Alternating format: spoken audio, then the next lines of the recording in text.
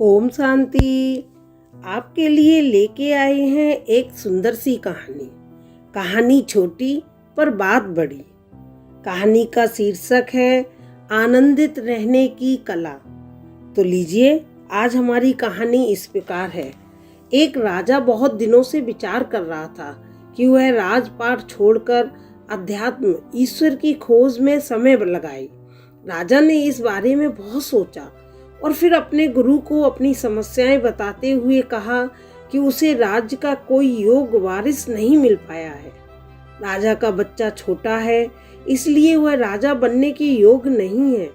जब भी उसे कोई पात्र इंसान मिलेगा जिसमें राज संभालने के सारे गुण हों, तो वह राजपाट छोड़कर शेष जीवन अध्यात्म के लिए समर्पित कर देगा। गुरु ने कहा, राज्य की बागडोर मेरे हाथों में क्यों नहीं दे देते? क्या तुम्हें मुझसे ज्यादा पात्र, ज्यादा सक्षम कोई इंसान मिल सकता है?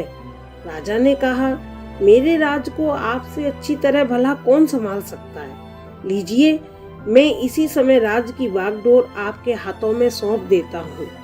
गुरु ने पूछा, अब तुम क्या करोगे? राजा बोला, मैं राज के खजाने से थोड़े पैसे ले लूंगा जिससे मेरा बाकी जीवन चल जाए। गुरु ने कहा, मगर अब खजाना तो मेरा है, मैं तुम्हें एक पैसा भी नहीं लेने दूंगा। राजा बोला, फिर ठीक है, मैं कहीं कोई छोटी मोटी नौकरी कर लूंगा, उससे जो भी मिलेगा गुजारा कर लूंगा। गुरु ने कहा, अगर तुम्हें काम ही करना है तो मेरे यहाँ एक नौकरी खाली है, क्या तुम मेरे यहाँ नौकरी करना चाहोगे? राजा बोला, कोई भी नौकरी हो, मैं करने को तैयार हूँ। गुरु ने कहा, मेरे यहाँ राजा की नौकरी खाली है, मैं चाहता हूँ कि तुम मेरे लिए यह नौकरी करो और हर महीने राज्य के खजाने से अपनी तनख्वाह लेते रहना। 1 वर्ष बाद गुरु ने वापस लौटकर देखा कि राजा बहुत खुश था। अब तो दोनों ही काम हो रहे थे।